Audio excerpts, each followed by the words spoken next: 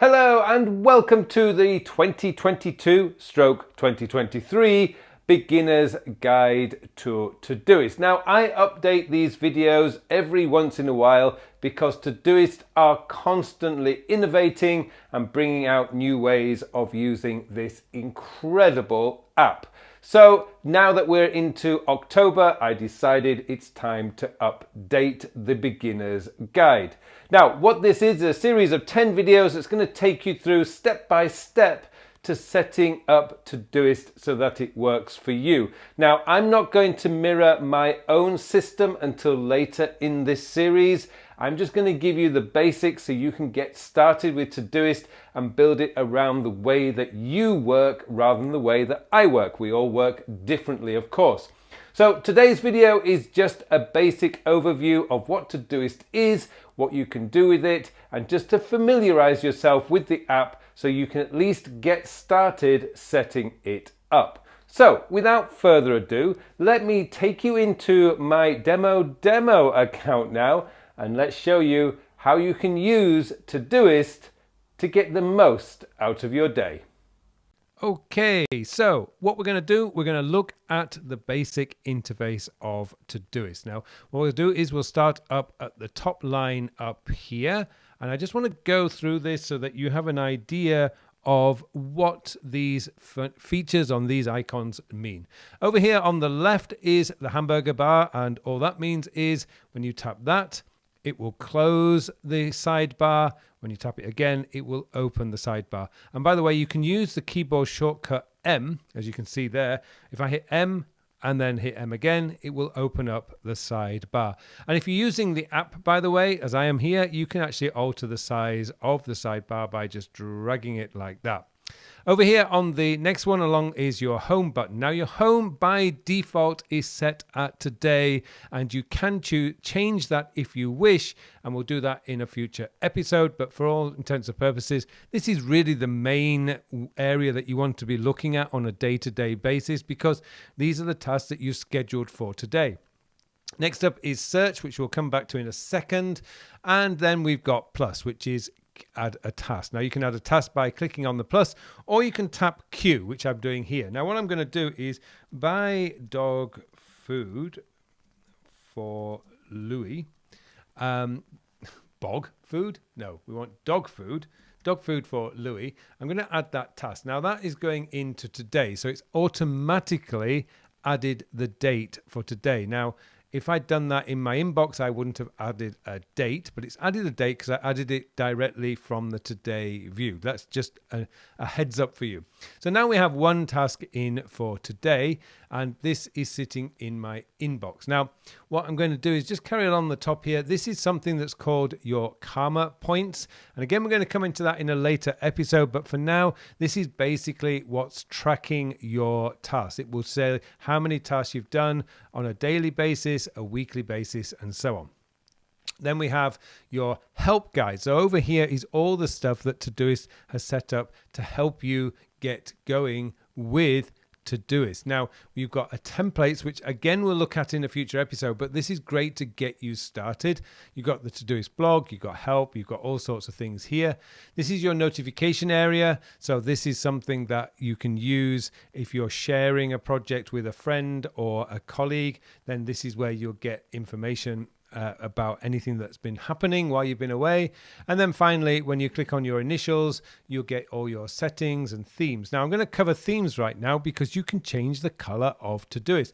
I've got it set at Todoist red, but you can use all these 5 colors if you have a regular account. If you have a professional or premium account, you can use any of the colors with a star. So there's some interesting colors there if you don't particularly want to use red. So now we've got a task set up. What I want to do is just go down here. So we've got inboxes where you collect all your tasks. Today are the tasks that you've scheduled for today. Upcoming is something that tells you what's coming up in the future. It's a great way to do your daily planning. And then we've got filters and labels, which at the moment I've got nothing in, but we will cover that in a future episode.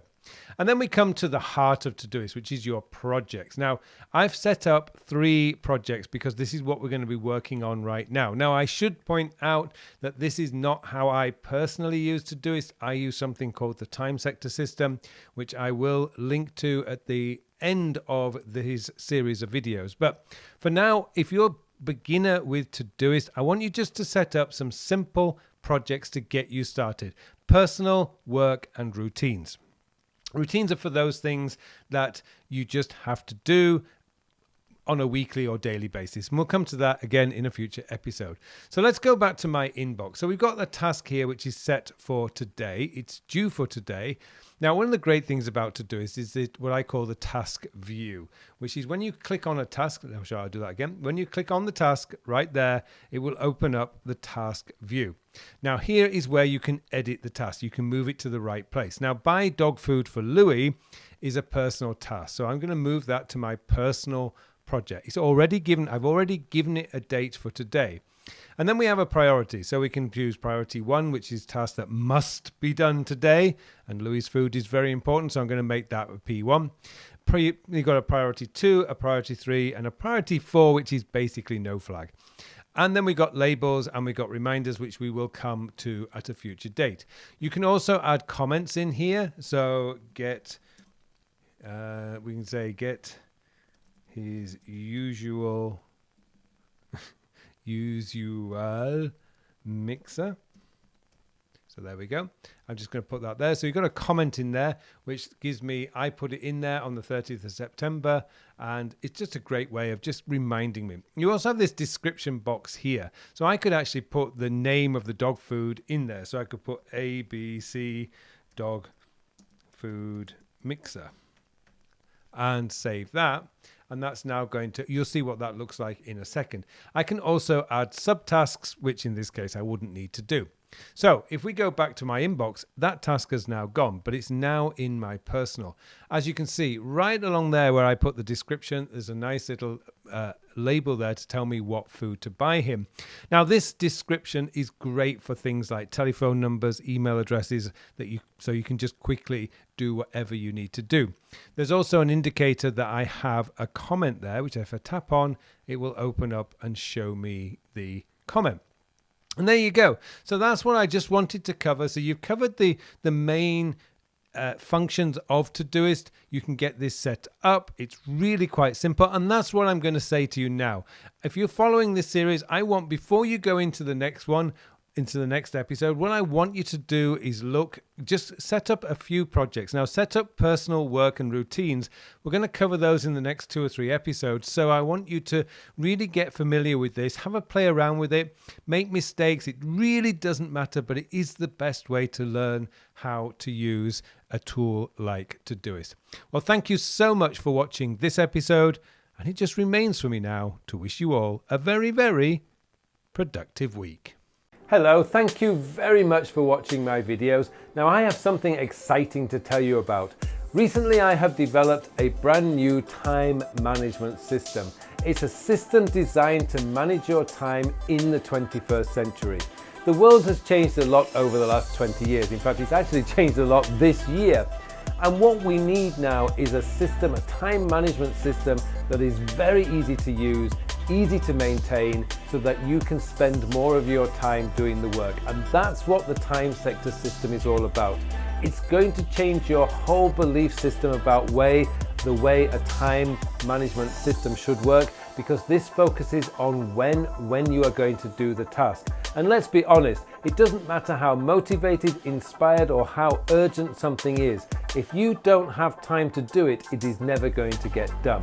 And that's what this system is built around, getting your work done, so you can spend more of your time doing the things that you want to do.